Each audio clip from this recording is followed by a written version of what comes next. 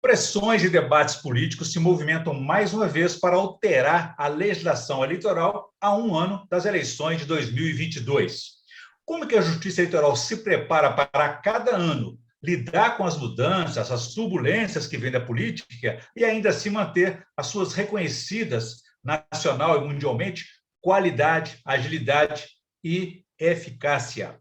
Esse é o principal tema de hoje do Pensamento Jurídico, uma produção da Associação dos Magistrados Mineiros, a AMAGES. E para falar sobre o assunto, nós vamos conversar com o novo presidente do Tribunal Regional Eleitoral de Minas Gerais, o desembargador Marcos Lincoln dos Santos.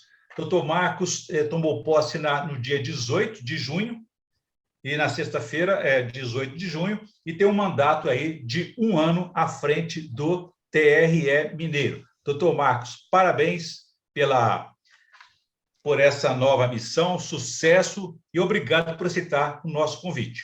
Orion, em primeiro lugar, eu gostaria de agradecê-lo e também à AMAGES por este convite para participar do programa Pensamento Jurídico.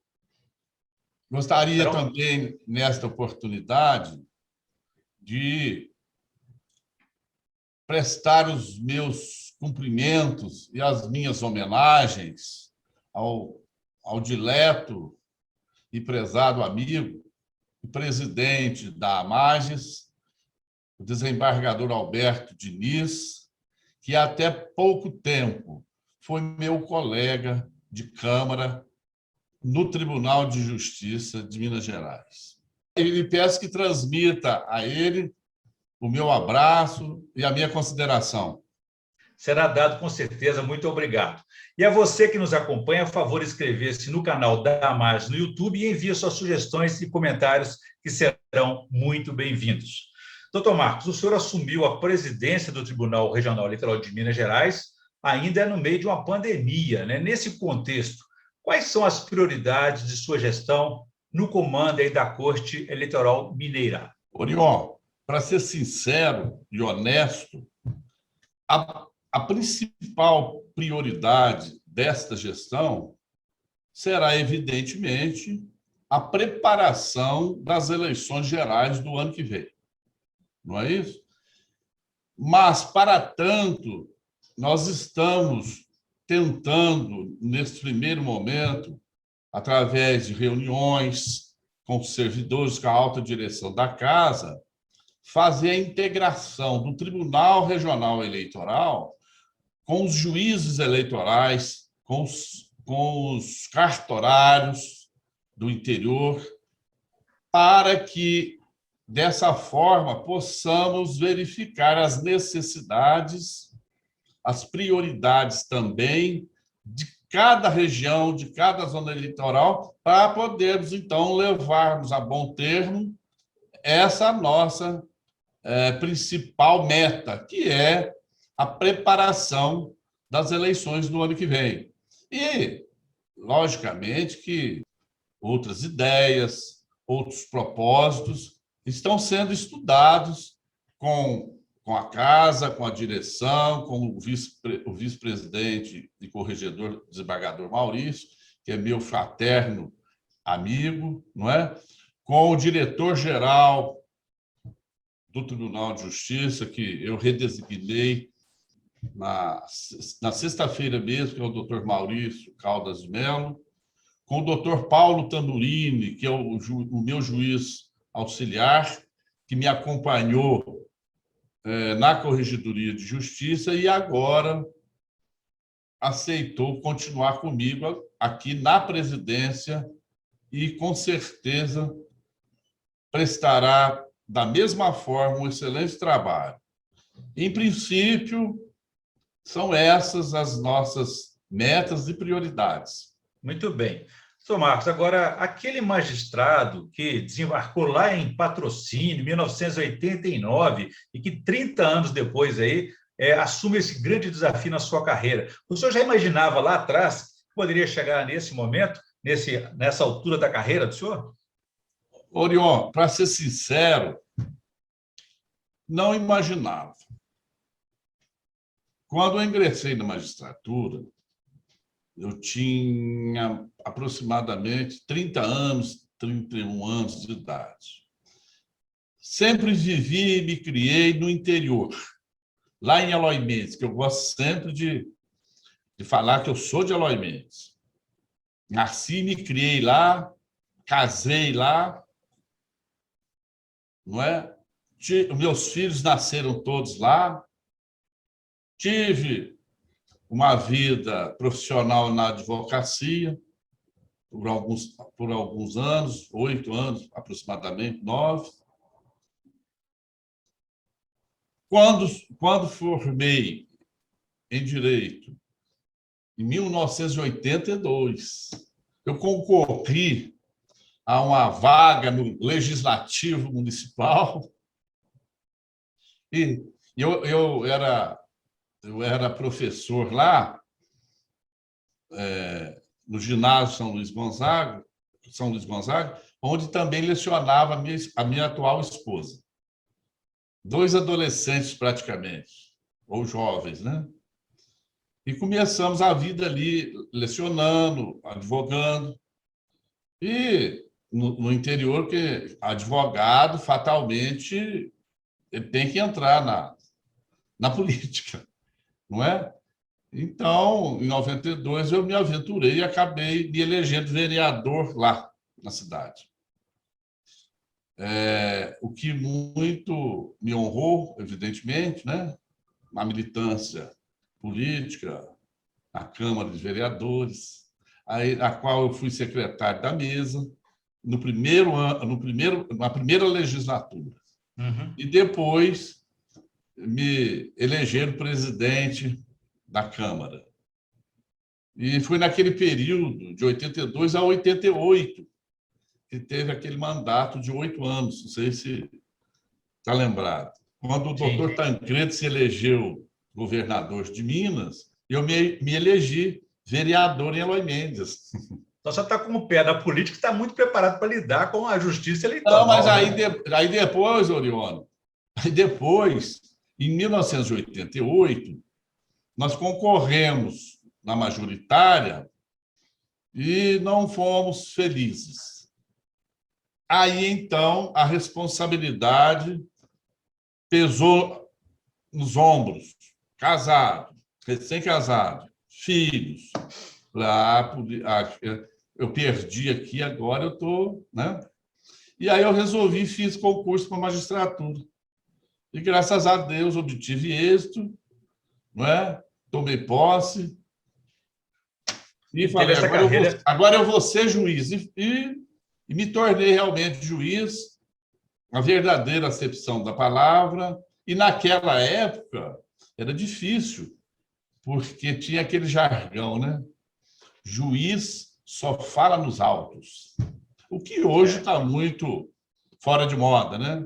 Uma outra cultura, né, doutor Marcos? Uma outra cultura. Mas aí o senhor teve, naturalmente, uma trajetória exitosa, sabemos disso, tanto é que foi reconhecido por todos, pelos seus pares, e chegou aí à presidência do TRE com um grande desafio. Quer dizer, além da pandemia, que é um desafio para a justiça como um todo, não só eleitoral, temos também essas constantes mudanças na legislação eleitoral feita aí pelos políticos que o senhor conhece muito bem. Como é que a Justiça Federal consegue se enquadrar, se adaptar com essas mudanças e, ainda assim, consegue manter essa reconhecida eficiência, eficácia, qualidade? Qual que é a receita desse sucesso da gestão? Orion, pela experiência de vida que a gente vai acumulando com os anos, essas mudanças na legislação eleitoral, tal, sempre ocorreram, mas eram mudanças pontuais. Em cada eleição tinha uma modificação, não é? Tanto é que, à época, diziam que modificavam a legislação eleitoral de acordo com as conveniências ou interesses políticos da época, não é? Então, sempre houveram. E sempre tiveram esse sucesso que você está pontuando, eu sei bem por quê. Devido à qualidade. a responsabilidade, não é? O conhecimento daqueles que trabalham na justiça eleitoral na base dos juízes eleitorais, dos servidores dos cartórios, que muitas vezes eu lembro, na minha época, que custeavam despesas do próprio bolso para manter dentro da regra as eleições em bom termo e tal. Agora, essas mudanças que estão surgindo agora, evidentemente, não compete, a meu ver, ao judiciário, ao TRE e tal, entrarem em detalhes ou aprofundar na matéria. Essa matéria é legislativa, nós sabemos. Ok, mas na posse do senhor, se me permite, se me desculpe interromper, na posse do senhor, no discurso que o senhor fez, o senhor manifestou algumas preocupações com algumas mudanças que estão sendo, pelo menos, discutidas aí. Quais são essas apreensões que o senhor tem quanto ao futuro dessas eleições que o senhor tem que preparar? Orion, evidentemente que, como cidadão comum, nós temos as nossas preocupações, os nossos receios, mas, considerando que essa matéria, e nós vivemos num país onde prevalece a tripartição dos poderes, executivo, legislativo e judiciário. Então, o judiciário tem que observar, acompanhar, se preparar para A ou para B e aguardar a decisão do poder competente, que é o legislativo. A partir do momento que houver a decisão do legislativo a respeito do tema ou dos temas dessas inovações que estão sendo cogitadas, competirá ao Poder Judiciário, não só a Justiça Eleitoral, mas o Poder Judiciário como um todo, se aparelhar e cumprir da melhor maneira o que foi. Aí eu tenho uma pergunta para o senhor que eu acho que era de um fundo institucional, do Estado Democrático de Direito. Né? Estão discutindo lá voto impresso, voto digital, mas, graças a Deus, ninguém está discutindo a importância que o voto tem em nossas vidas, não é? Isso, é isso mesmo. Como diz, o modo procedendo de se exercer a cidadania e exercer o poder do voto, eu acho que não tem problema, desde que haja devida lisura na hora do exercício do voto, com comprometimento, com responsabilidade. É tal qual você ir para Eloy Mendes pela 262 ou ir pela Fernão Dias. Tem o caminho mais tranquilo, mais pavimentado, e tem aquele que poderá ter uns buracos, uns obstáculos no decorrer da viagem. Então, eu acredito que assim, mas eu tenho convicção que o brasileiro, com todas as observações e, vamos dizer assim, críticas, etc., tanto ao Poder Legislativo, ao Executivo, ao Judiciário, no momento adequado, vai achar a via própria, aquela que vai convergir os interesses e acertar o caminho. Eu acredito que será um grande sucesso. Essas situações todas são do debate naturais, não é? E é bom, tem que ser discutido. Ainda, quem sabe, das opiniões diversas, não se encontra o caminho ideal para se chegar ao bom fim, ao bom termo. O importante é manter, então, essa via democrática, né, para chegar até Eloy Mendes e chegar aí ao termo, né, naturalmente, da democracia. Isso mesmo, então. Doutor Marcos, agora é importante também, quer dizer, um dos desafios que o senhor vai ter aí, que tem sido muito presente na vida brasileira, na vida pública, é a questão de fake news, a dificuldade da participação das mulheres, quer dizer, como que a Justiça Federal pode ajudar nesse sentido e evitar que as fake news possam afetar o direito de escolha do cidadão e como também estimular, por exemplo, a participação maior das mulheres? Eu acho que é para ter um maior protagonismo, assumir a responsabilidade de orientar os eleitores, orientar o cidadão da responsabilidade que cada um tem ao exercer esse direito, que deve ser com responsabilidade. Todos nós temos o direito de ter o nosso pensamento, a nossa convicção, mas respeitando o direito do semelhante, do outro.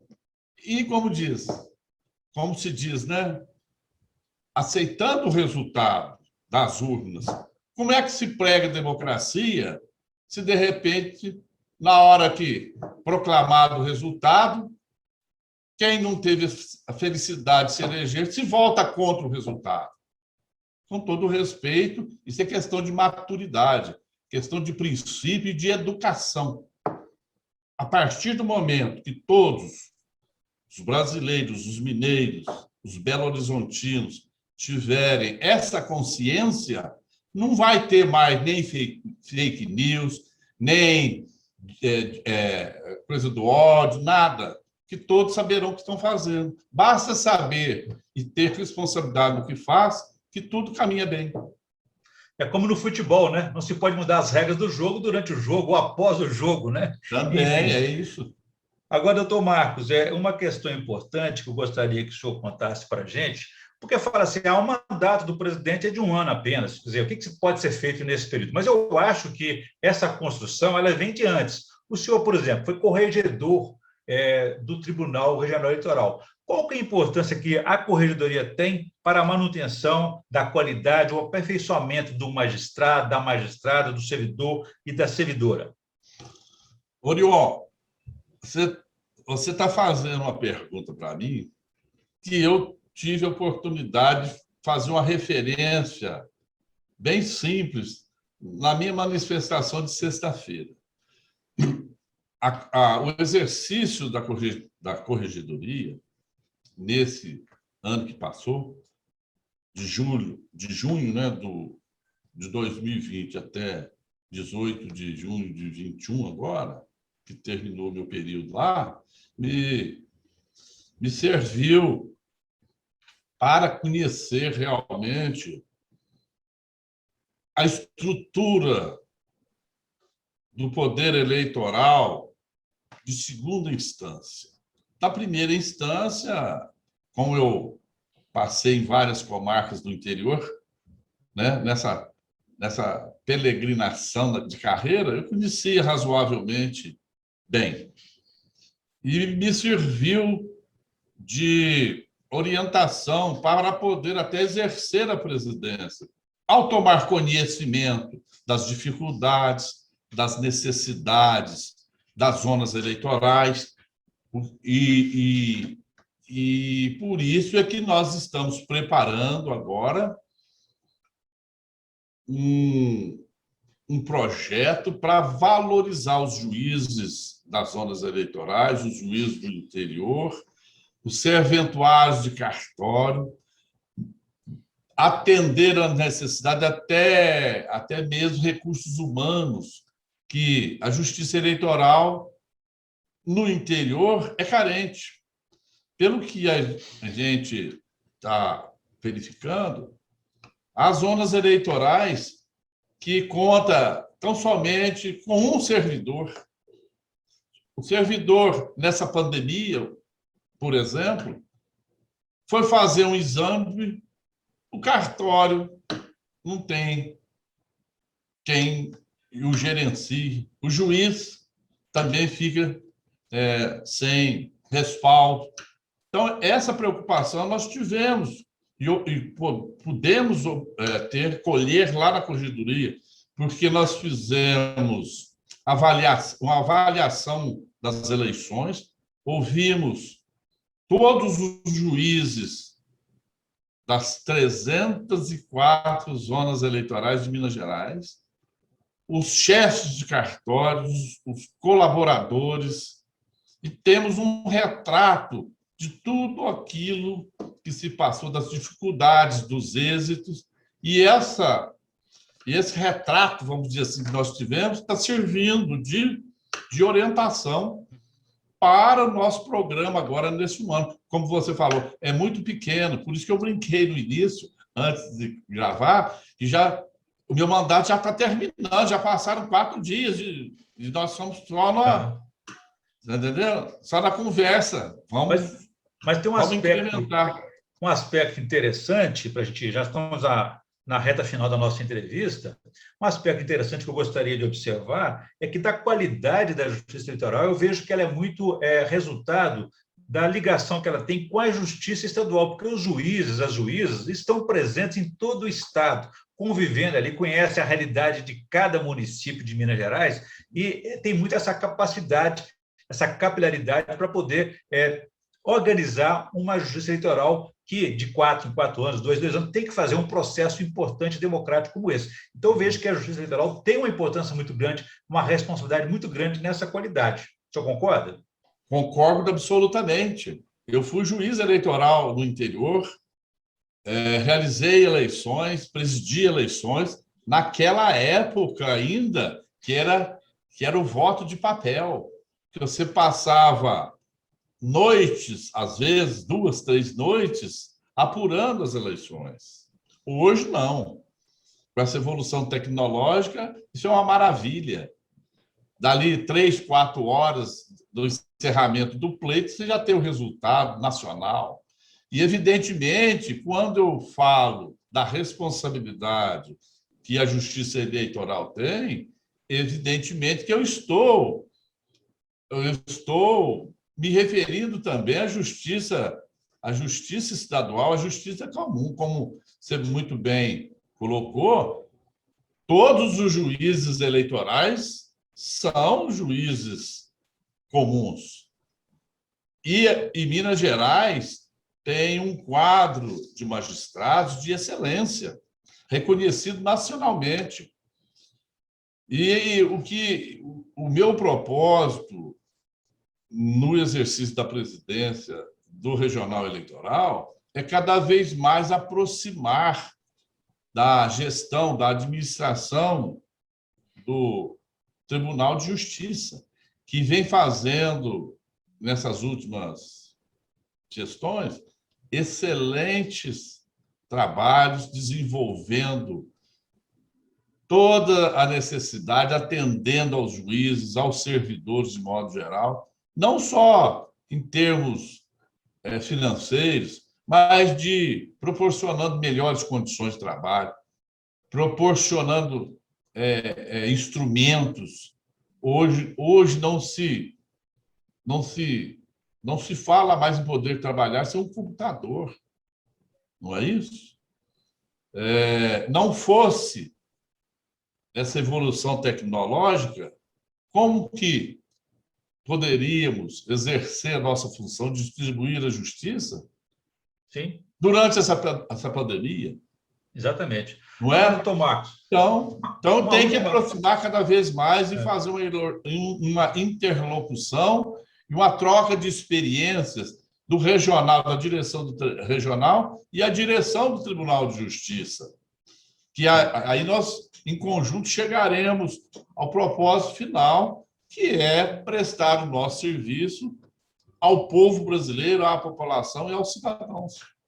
Essa integração é muito importante, sim. Agora, uma última questão para o senhor, uma pergunta mais polêmica aí, porque acho que a grande vitória da Justiça Eleitoral, da Justiça Estadual, com referência às eleições, é ter vencido aquelas suspeitas de fraudes que havia no passado, né? Até por falta mesmo de tecnologia, como o senhor está dizendo aí. E agora que a urna eletrônica coroando todo esse trabalho, aparecem novas polêmicas, suspeitas aí de que pode haver fraude. Como é que o senhor avalia isso? Existe risco de fraude numa urna eletrônica? Orion, eu acredito que não. Eu tenho quase certeza absoluta que não. E olha que eu sou muito prático. Essa questão como é que se chama? De fraude em urnas eletrônicas, etc. Como eu te disse, eu ouço essa, vamos dizer assim, essa choradeira desde 82. Na primeira eleição que teve, acho que é 82 mesmo, 86, quando o governador Leonel Brizola levantou essa questão de fraude na época, lá no Rio de Janeiro. Mas o sistema daquela época era totalmente diferente de hoje. Hoje, o sistema de votação é do próprio tribunal, da própria Justiça Eleitoral. Entendi. Pelo conhecimento que eu tenho, evidentemente que eu não sou especializado na matéria, mas tenho os técnicos, os especialistas, as informações é que não existe a mínima possibilidade de se fraudar uma eleição eletrônica. Entendi. Então, mas isso aí é do jogo político. É então, como o senhor disse, né? Nós temos que aceitar e, como disse, ter a responsabilidade de orientar a população, orientar o povo de que esse risco não existe. Ou seja, é choradeira de quem perde a eleição ou tem medo de perder uma eleição. E o senhor colocou muito bem também aí que havia um período que era da ditadura, 82, 83, o fim de uma ditadura militar, e depois a democracia veio abrindo novos caminhos, né? Como você está vendo, nós estamos passando um período grande, já praticamente de 30 anos ou mais, de plena democracia. Tivemos 2 impeachments de presidente da República e as instituições foram preservadas. Então, um pouco tem que ter maturidade e responsabilidade para conduzir o país, o Estado, o município, aceitando a vontade soberana de quem manda, o povo brasileiro. Muito bem. Doutor Marco, como eu faço em cada entrevista, eu peço à nossa entrevistada, para fazer uma indicação de leitura de livros para essa quarentena, essa pandemia. O que o senhor pode indicar para nós, por favor? Orion, se eu fosse realmente dizer, eu teria uns 3 ou 4 ou 5, que eu estou lendo simultaneamente na minha cabeceira. Cada noite eu leio um capítulo de um livro, não é? Eu estou lá com o Fator Churchill, não é? Estou lá com a minha história da Obama, estou lá com como as democracias morrem, não é isso? Então, essa vida doida, às vezes você perde sono, insônias, aí, no momento, você pega um desses livros e lê lá um capítulo, etc. Então, um que eu estou, como diz, ainda mais agora, no exercício da presidência do tribunal e também na corregedoria, que eu estou gostando muito e até aconselharia a todos os que militam ou na política, ou na justiça eleitoral, não é? Ou com o poder em si, até mesmo os prefeitos, deputados, senadores, vereadores, que ainda não tiveram oportunidade, como as democracias mortas, ele faz uma estrutura, uma resenha de realmente como é, ou como são, né, as entranhas do poder. Muito bem, boas indicações, com certeza, e bons conselhos para quem quiser ler mais de um livro, não é isso? Muito bom. Cada hora lê um capítulo.